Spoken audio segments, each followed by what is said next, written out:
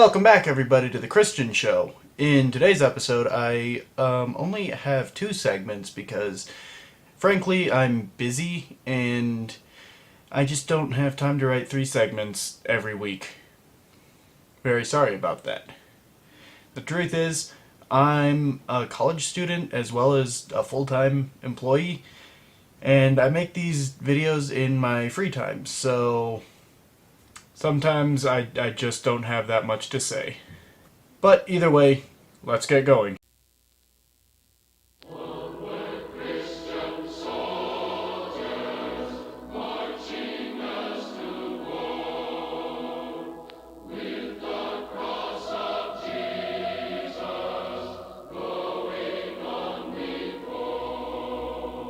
In today's first segment, I'm going to be going over cinema.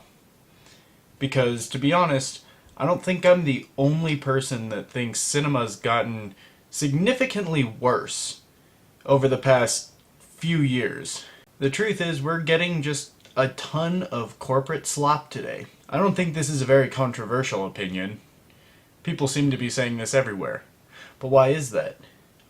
Well, it's because a lot of films are started in the corporate boardroom and not from the writer's or director's heart. Have you not noticed they're tending to put directors on films before the final draft is even done, before any plans for production even start?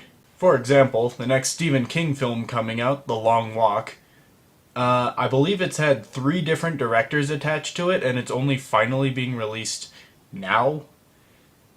What's the need for so many directors? Why is it switching hands so many times? Shouldn't someone like the director be more attached to the project than just, oh yeah, we'll sign a contract, you know?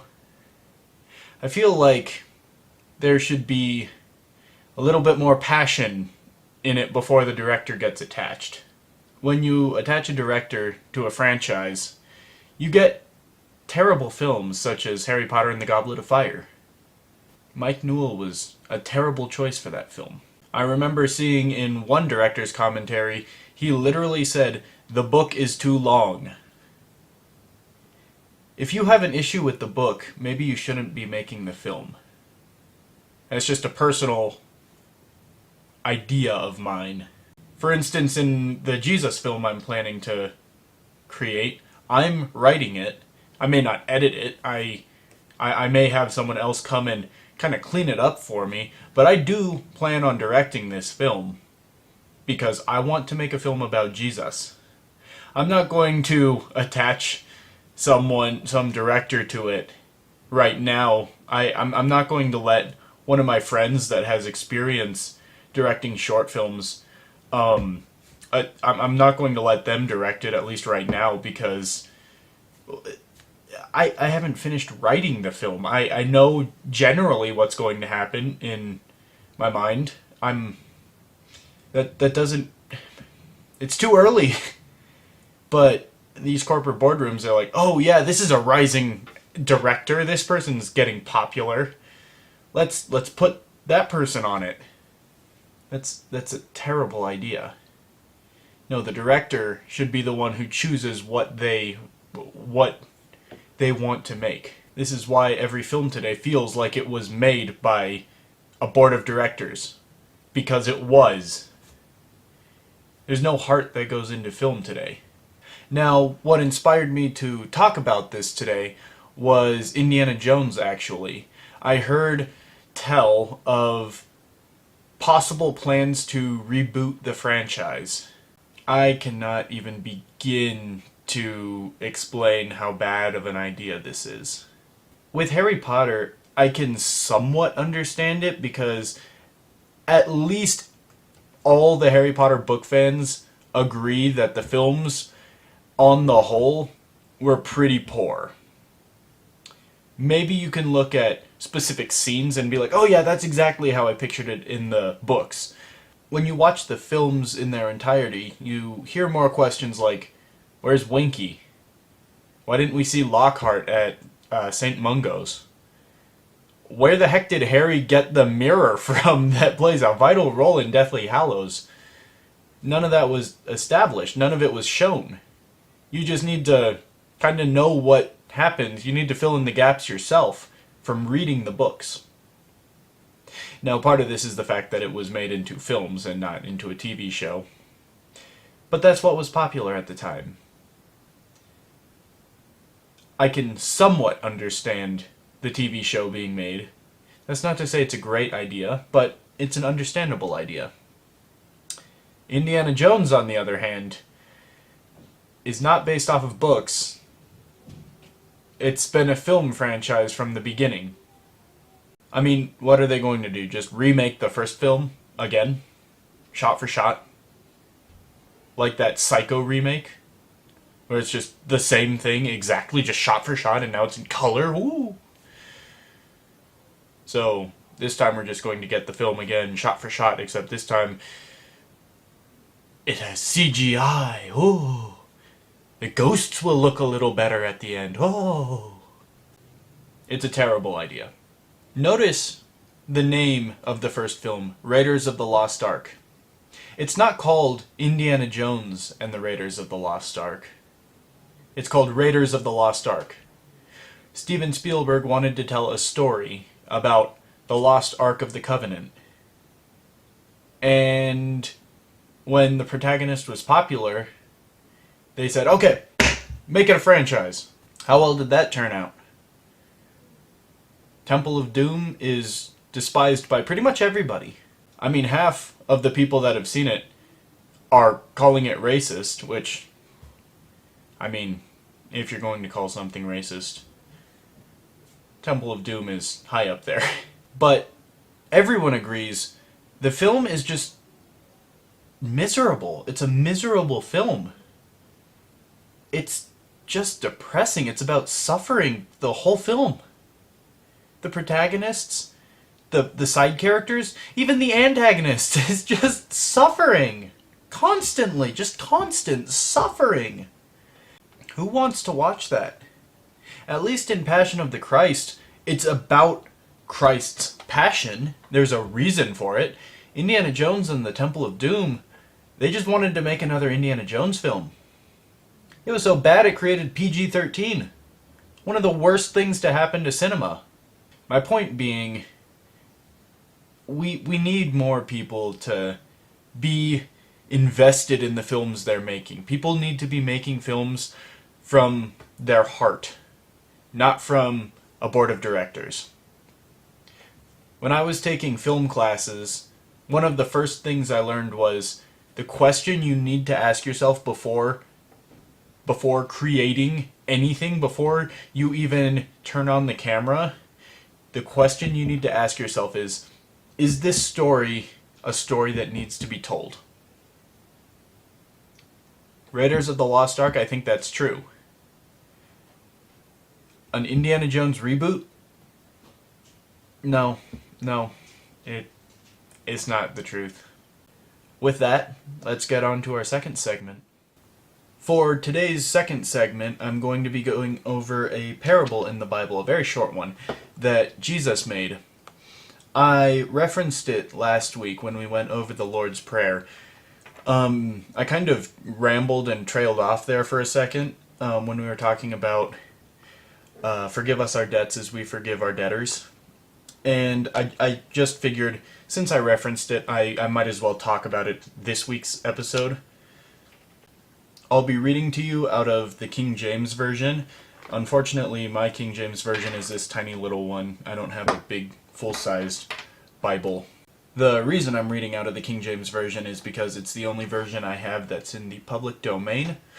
I am not sure on what is allowed to be done with the new King James Version, so I'll look into that, and if it's something I can do, I'll probably switch over to that one. But for now, the King James Version will have to do. If you are someone that does not like your these and thous, this is in Matthew chapter 18, verses 21 through 35. So you can read along in a not King James Version Bible if that's what you'd like. So here we start. Then came Peter to him and said, Lord, how oft shall my brother sin against me, and I forgive him? Till 7 times? Now, what Peter's saying in this moment is, Master, how many times must I forgive someone for committing the same sin against me? Say my brother comes and kicks me in the shin, and then later apologizes. I forgive him, but then he goes and does it again and apologizes again. How many times should I forgive him? 7 times? Jesus saith unto him, I say not unto thee until 7 times, but until 70 times 7. That's 490. So Jesus is saying, he's not saying exactly 490. You must forgive him 490 times. You cannot forgive him 489 times. You shouldn't forgive him 491 times. Exactly 490. Jesus isn't saying that. What he's saying is, don't keep track, because God doesn't keep track. You sin against him all the time. God will forgive you. You need to forgive as well. Jesus will then clarify this in this parable. Therefore is the kingdom of heaven likened unto a certain king, which would take account of his servants. And when he had begun to reckon, one was brought unto him, which owed him 10,000 talents. Now, I'm not the most informed on how much a talent is worth, but I've been told it's about a day's wage. So, say that you're paid $20 an hour for 8 days of work, 8 hours of work. $20 an hour times 8, that's 160. So multiply that by 10,000 for 10,000 days. You've got $1,600,000. That's a lot. That is a lot of money. But forasmuch as he had not to pay, his Lord commanded him to be sold, and his wife and children, and all that he had, and payment to be made. So he's saying, I'll sell you into slavery as well as everything you own, your house, your family too. They're gone. Everything's gone. The servant therefore fell down and worshipped him, saying, Lord, have patience with me, and I will pay thee all.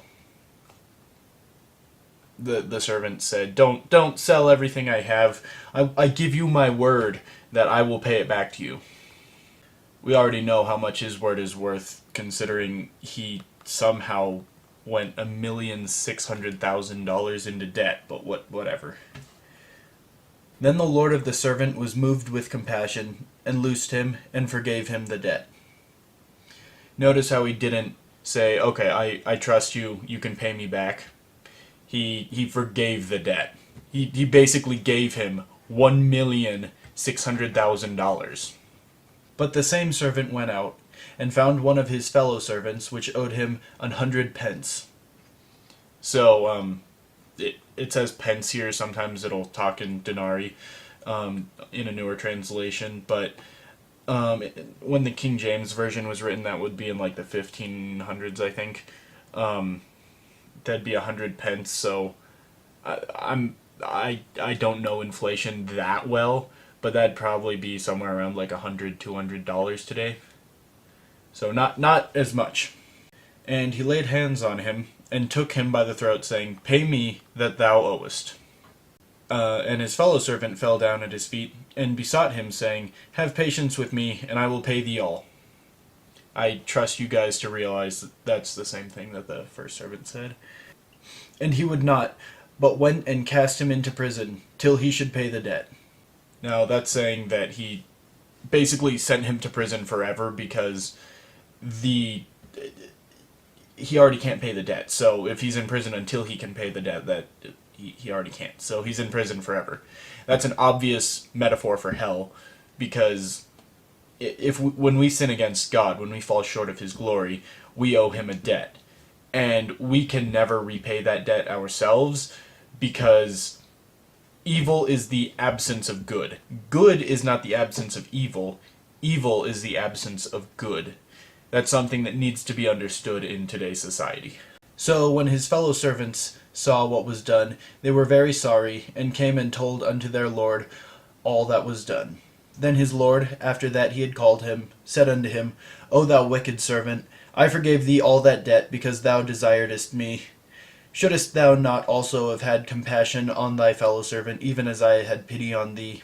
Yeah, so that's saying the king called the first servant back, told him, dude, I forgave you all that money.